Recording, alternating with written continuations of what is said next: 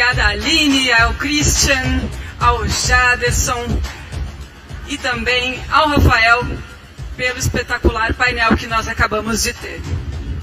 And our next panel brings together three global giants that are shaping the infrastructure that will enable the advancement of quantum computing, global platforms, and the race for practical quantum supremacy.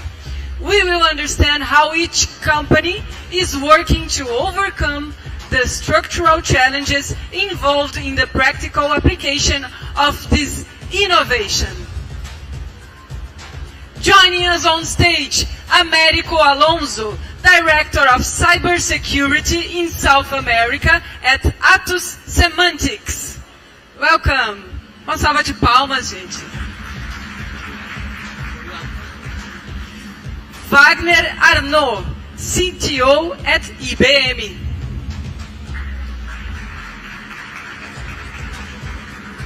Seja bem-vindo. Edson Alonso, Sales Manager at Multus International.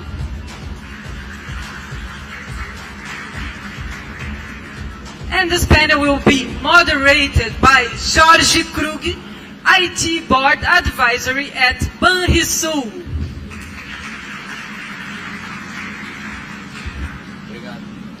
Obrigado, bom dia a todos, bom dia a nossos painelistas. Bom dia.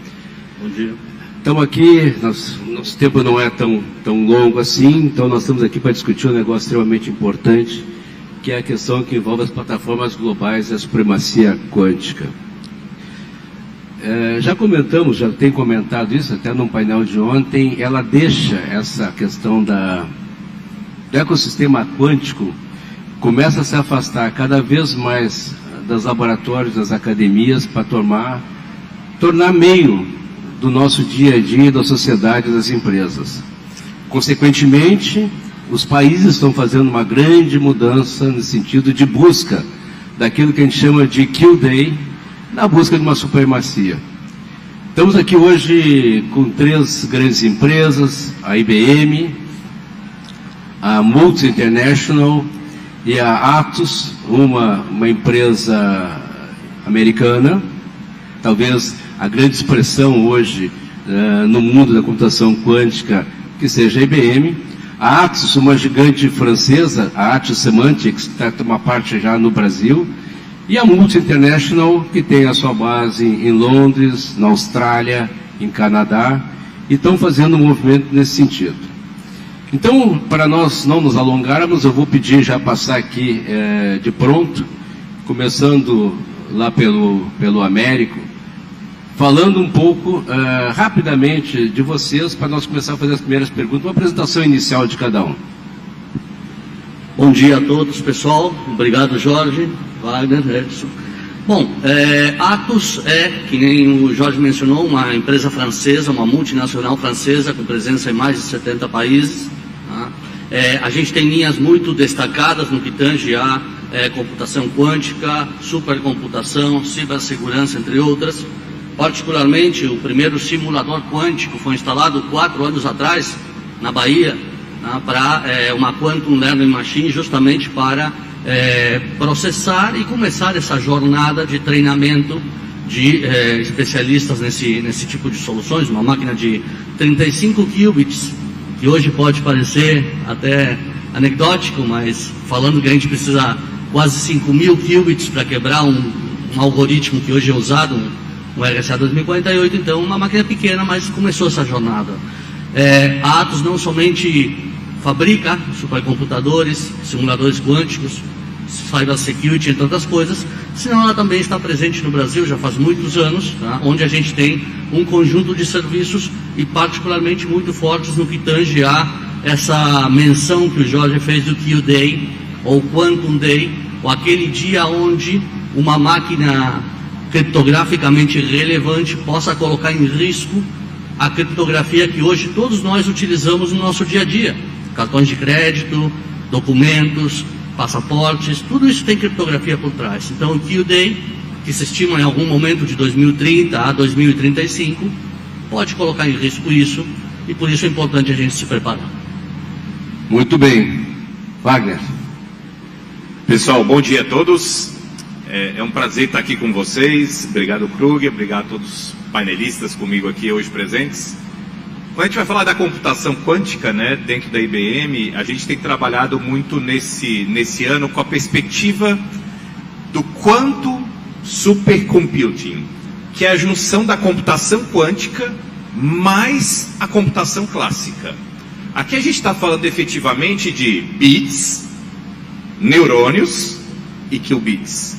Ou seja, juntar a capacidade que eu tenho de CPU, de GPUs, etc., com a computação quântica, com o ser humano potencializando todo esse conhecimento e essa capacidade de processamento, né?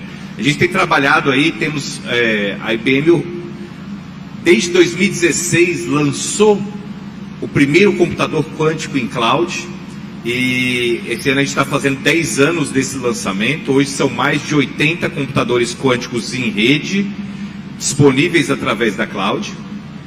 Mas a gente não tem trabalhado só no hardware. O hardware é uma parte da equação. Na nossa visão é fundamental trabalhar tanto o hardware, mas também o software básico, mas também a rede de comunicação, toda a camada de segurança e toda a camada de ambiente de desenvolvimento. Então, se você está aqui participando conosco hoje dessa sessão, quer começar a entrar no mundo da computação quântica, fica a dica, acessa qiskit.org, Qiskit, Q-I-S, Kit, que é um ambiente de desenvolvimento open source para a computação quântica. Então, se você quer começar, quer fazer o seu primeiro programa usando computação quântica, esse é o framework mais utilizado hoje dentro do mercado. E aonde que a gente tem aplicado a computação quântica no dia a dia, né? Nas mais diversas indústrias. Seja na parte, eu costumo dividir 4 grandes casos de uso da computação quântica. Os problemas de simulação, e aí a gente vê indústria química muito forte, a medicina muito forte, tá?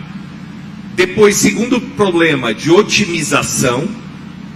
Então a gente vê as mais diversas indústrias petrolíferas, automotivas e etc. utilizando computação quântica, né? Aqui eu posso destacar nesse segmento ExxonMobil, por exemplo, Mercedes-Benz já utilizando computação quântica conosco da IBM.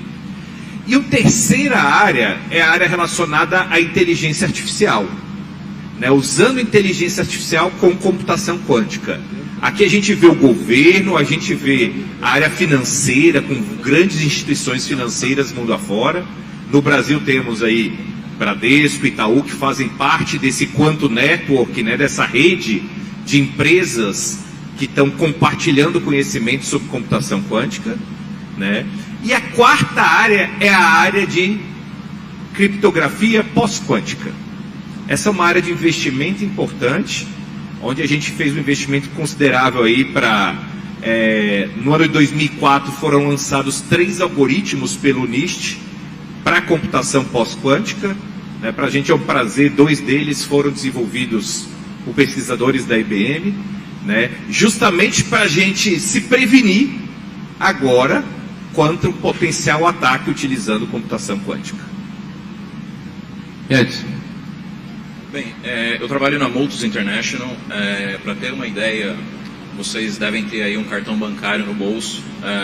O chip desse cartão bancário, em muitos casos, como por exemplo do Banrisul aqui em Porto Alegre, vocês devem ter o cartão dele, e esse chip é da Multus International. A plataforma que esse chip leva, o sistema operacional dele, é chamado de Multus, por ser um sistema multi-aplicação. Então, no caso da Multus International, nós temos acompanhado todos os desenvolvimentos, avanços e análises de mercado com relação à criptografia pós-quântica, frente a um computador, digamos, de relevância, que pode significar uma ameaça para algoritmos utilizados hoje em dia em meios de pagamento, identificação e outras aplicações. Então, nosso olhar está sobre esse aspecto da indústria. Muito bem.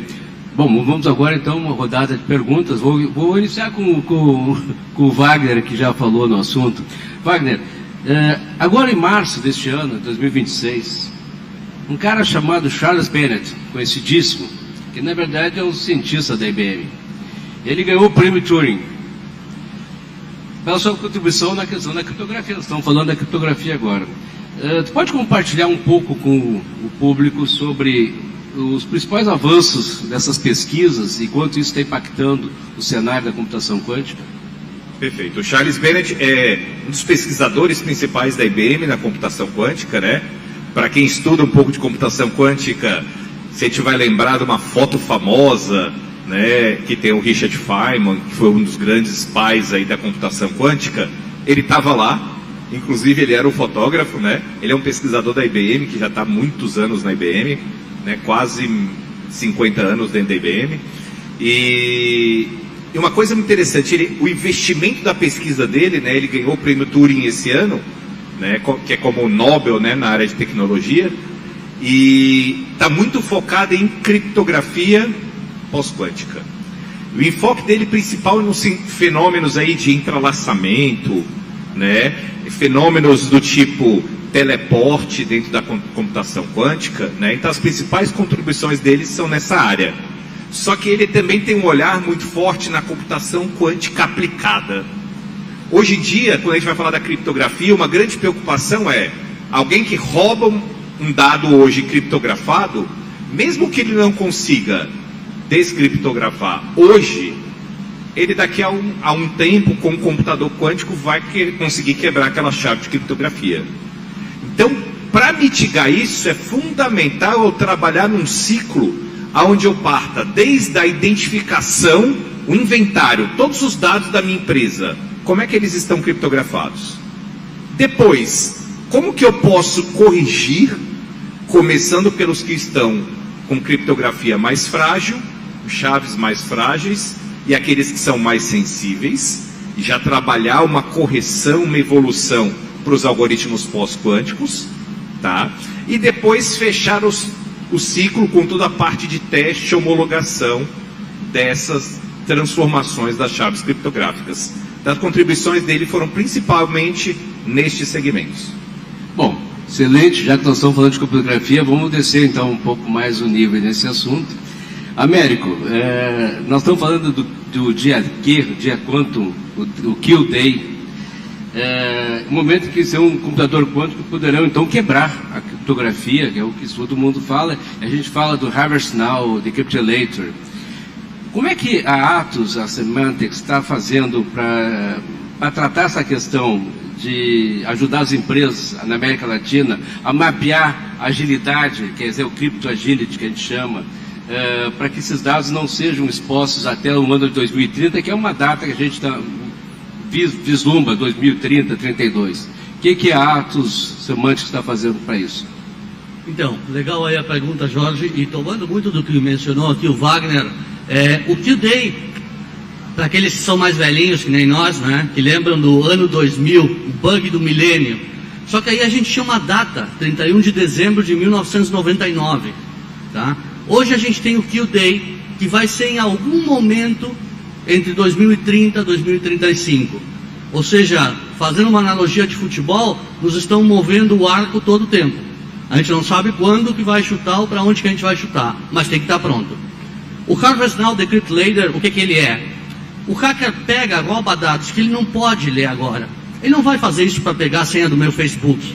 Tá? Ele vai fazer isso para pegar dados de governo, segredos de Estado, propriedade intelectual, dados de perfuração para saber que quadradinho do mar territorial vale mais porque tem mais petróleo. Tá?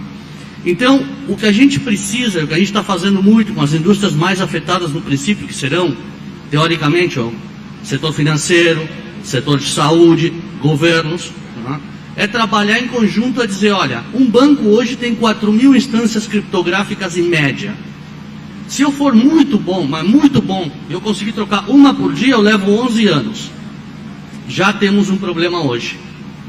Tá? Então, algumas agências como a francesa ANSI falam de 2033. O BSI alemão fala de 2030. A NSA a Agência de Segurança dos Estados Unidos diz, olha, 2030, se tu usar criptografia tradicional, é por tua conta e risco.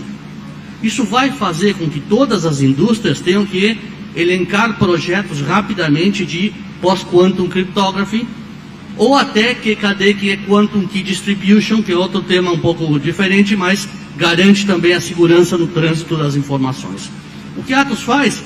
O que o Wagner bem mencionou, apoia empresas em saber como elas estão, o seu status de maturidade quântico, inventário criptográfico, e pense no inventário como um filme, ele não é uma foto. Se eu tiro a foto agora, 10 segundos depois, algum desenvolvedor já botou um algoritmo dentro do código hardcodeado e essa foto já ficou velha. Então, um filme. E depois, ok, que dado é? É dado de saúde? Quanto que ele vale? 10 anos? Então vamos criptografar com um algoritmo pós-quântico de lítio. Ah, é um dado, uma cookie? Não, então vamos criptografar com outra coisa. A abordagem híbrida é o que os estados estão recomendando, as agências de segurança estão recomendando, e é para onde a indústria está indo. E nós da Atos apoiamos as empresas nessa jornada. Bom, agora eu vou botar a bola no centro e mandar o Edson chutar.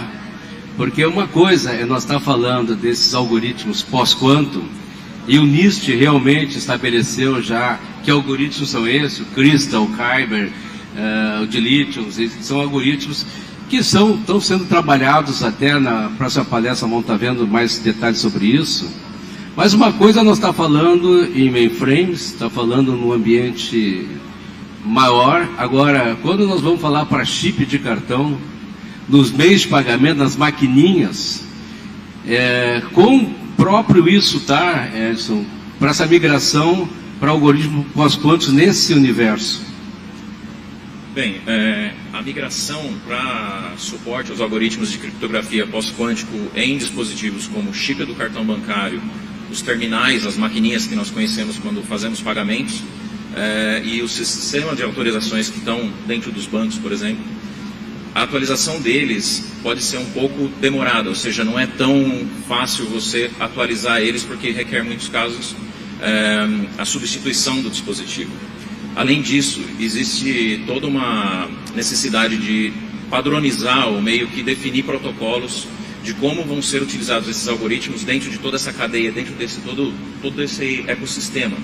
Porque hoje tudo isso está dentro de uma estrutura padronizada, por isso que eu consigo utilizar o meu cartão para fazer um pagamento aqui no Brasil ou no exterior. Então todos falam a mesma língua, inclusive o próprio cartão do Banrisul aqui e de todos os bancos brasileiros.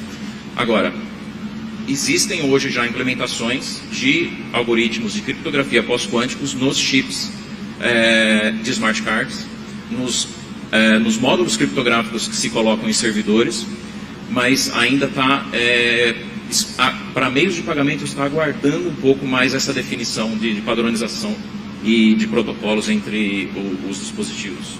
Isso certamente levaria mudança, eventualmente, da arquitetura do próprio chip para suportar maior velocidade, porque realmente são algoritmos mais pesados, não? Exato, ou seja, não é uma tarefa tão simples, é um grande desafio você colocar esses novos algoritmos para garantir agora a robustez, digamos, quântica do todo o ecossistema, colocar isso dentro de um chip que vocês têm aí no bolso, num cartão, que é uma coisa ínfima, recursos limitados.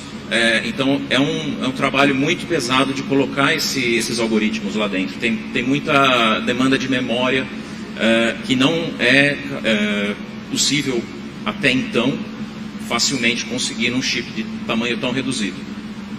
Muito bom. Nós vemos então que realmente tem um movimento, esse momento ele é mundial, as grandes empresas em geral estão olhando para essa questão da mudança para o ecossistema quântico, a supremacia quântica, e a IBM que deu o grande passo. Normalmente a gente sempre olha a IBM lá dos históricos, desde o Orson, todo o movimento que foi feito, a IBM sempre deu grandes passos. Wagner, na tua visão aí para nós, quais são os principais desafios da computação quântica para se tornar realidade no dia a dia das pessoas e das empresas? Nós estamos falando de um Kill Day, mas esse mundo já está acontecendo. Quais são os grandes desafios que nós temos que estudar aí para esse sentido? Perfeito.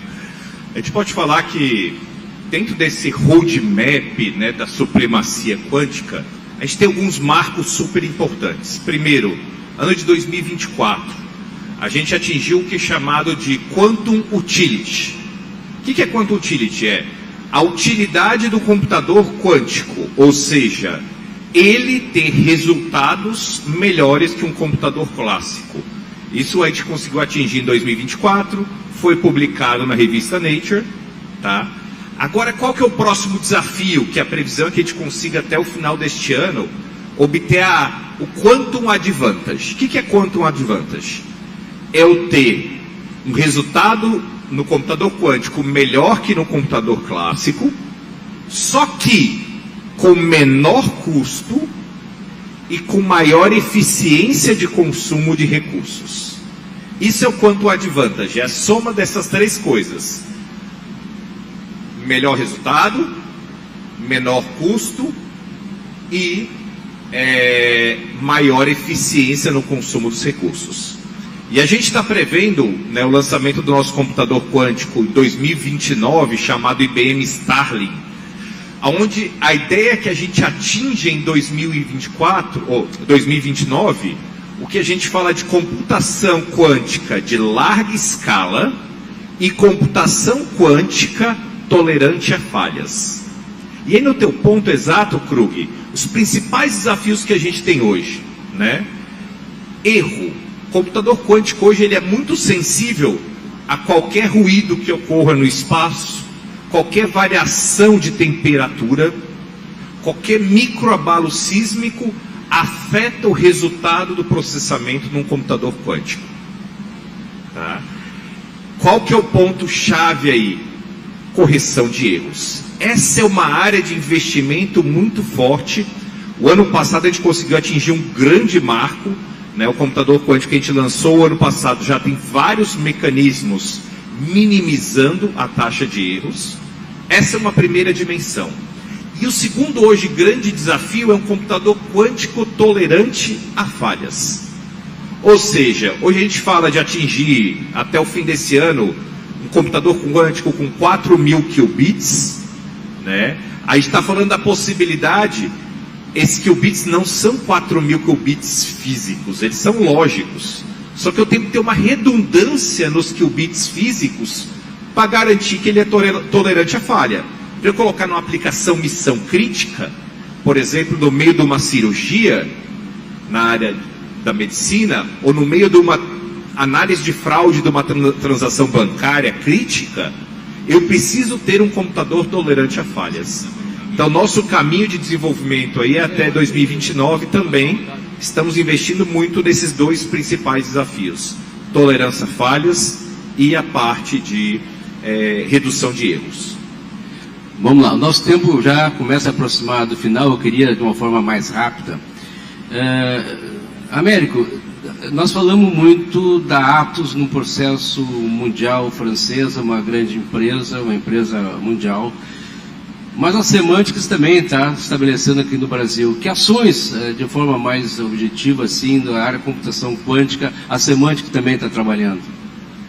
Então, vamos lá. A gente tem que pensar que quando a gente fala de computação quântica e uma empresa com um DNA de AI, como o caso da Semantics, a gente não pode deixar de mencionar um conceito chamado Quantum Artificial Intelligence. Se bem hoje a gente já tem, e já está falando aqui, o Wagner mencionou, quase 4.000 qubits. Eu dizia faz pouco, precisamos 4.099 para quebrar a RSA 2048. Que tão perto que a gente está. Então a inteligência artificial, junto com a computação quântica, vai nos ajudar, entre outras coisas, a reduzir os tempos para obter soluções para os problemas que a gente está vendo cada vez mais perto.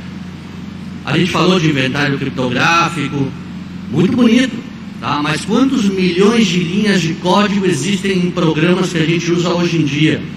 Tá? A gente não pode sentar lá 200 pessoas a fazer revisão de código manual, não existe. Então, a computação quântica, a inteligência artificial, se bem trazem desafios para cima da mesa, também brindam soluções. Tá? É simplesmente uma carreira de dizer, olha, eu não posso criar o dragão se antes eu não criei o anjo para matar o dragão, né? Então, essa corrida armamentista, no sentido de computação quântica, que garante, em certa medida, a soberania. Tá? O que é a soberania, no final das contas? É a capacidade de garantir que essas informações, que esses dados, que esses processamentos, tá, estão ao alcance de um conjunto de pessoas, seja uma nação, seja uma empresa, etc., e que não estão ao alcance de outras. Bom, nós estamos chegando, mas eu queria, não vou deixar de não pressionar e não fazer uma pergunta aqui para o Edson. Edson, nós estamos no meio de pagamentos entre as maquininhas, o próprio cartão. Na verdade, a gente vive um mundo de muitos clones, de muitos ataques. Qual é a tua visão em termos de quantidade de qubits? Seria necessário para que eu conseguisse me proteger de um possível ataque entre um terminal e um cartão? Bem, considerando o algoritmo que é utilizado nesse processo de autenticação entre o cartão e o terminal, hoje os analistas assim, estimam que de 900 mil a 1 milhão de qubits para você quebrar essa criptografia, digamos, em um tempo de, vamos dizer assim, 5 dias. Porém, se você quiser fazer mais rápido, eles estimam que você vai precisar de mais ou menos 20 milhões de qubits para fazer em questões de 8 horas. Essa é uma análise que algumas das bandeiras têm visto, digamos, analisando, coletando dados da academia, né, fazendo algumas projeções, eles têm chegado a esses números assim estimados, a grosso modo. Bom, se isso é fato, na verdade nós estamos ainda com uma distância, ainda alguns anos, talvez décadas, para chegar nessa condição. Mas eu queria, só para dar uma passada geral de forma muito rápida de novo, porque vocês estão vendo aqui o tempo, essa supremacia quântica é algo muito ligado ao hardware, ou é um ecossistema como todo, e isso está realmente chegando e não vai ter exatamente um kill day, vai ter um movimento acontecendo? Eu queria rapidamente que vocês fizessem um comentário. Bem, na minha visão, é uma questão de começar com tecnologias híbridas, ou seja, não dá para fazer uma transição assim repentina, tem que fazer uma transição, primeiro, adotando mecanismos, algoritmos, todo o sistema trabalhando de forma híbrida durante um tempo, e mais futuramente isso vai caminhar para uma implementação 100% de algoritmos criptográficos pós-quânticos. E aí, digamos, teremos a maior segurança mais lá na frente. Não é uma transição tão fácil assim. A nossa visão na IBM, assim, não é só o hardware, né? Eu tenho que ter o stack inteiro preparado para suportar a computação quântica. Então, hardware, sistema operacional, software, ambiente de desenvolvimento, ecossistema de inovação. Se a gente pegar um projeto de inovação do Qiskit, hoje, a quantidade de plugins que a gente tem de N empresas, do mais diversos segmentos de mercado, é enorme. Então, esse ecossistema, ele tem que florescer. Através dele, de fato, é que a gente vai ter essa vantagem quântica. E para fechar, obrigado pelo tempo e assistência de todos vocês. Eu só quero deixar uma mensagem. Quando a gente fala de Q-Day, a gente está falando de criptografia pós-quântica, criptografia quântica, computação quântica. Tá? É importante a academia, as empresas, os governos trabalharem em conjunto. Ninguém se salva sozinho nessa. Então os ecossistemas de parceiros, de academia, são muito, muito importantes. Muito obrigado. Infelizmente o tempo foi curto.